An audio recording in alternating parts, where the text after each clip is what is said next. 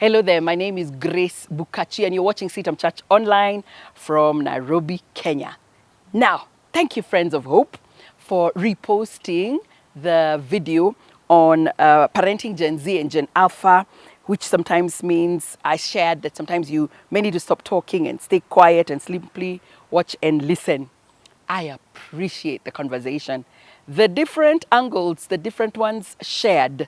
So I wanted to say thank you first and foremost, because that's great that we can interact with content like that. And then I want to also thank teachers. Now that the children are home for holidays, we bash teachers a lot. I want to say thank you to every teacher who has more than 70 children in their class, and some teachers even have 150. I have been to some of these schools for pastoral pupil instruction, and I know that that name has changed a little bit with the CBE education system. But I'm here to say, you as a teacher is doing a great job, because you have a class full of children from different backgrounds. I am firm about Proverbs 22 and verse 6. Train up a child in the way that he should go, and when he is old, he will not depart from it. Training means discipline. So perhaps there was a little bit of misconception on the fact that there are times you have to keep quiet. Because if you are a parent who shouts a lot, allow me to say you may need some help. Absolutely. Those are symptoms sometimes. I know I am stepping on toes of our own personal traumas. And sometimes we want to do things the way things were done for us, because that is the only way we know. But from a counseling psychologist's angle, many times we carry a lot of trauma, and that trauma within us makes us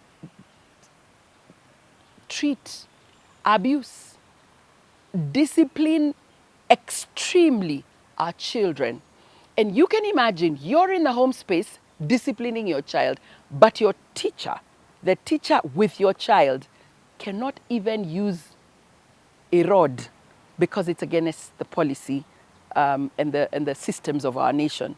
So here I am saying, how do you balance that training? How do you balance that space of helping your child be the person that they need to be in society? Because the end game is that they will stand on them by themselves one day. They will be a whole grown-up adult. And those of us working with them in our workspaces know and can tell that it's not easy with some of them, because maybe how they were brought up was very, very different.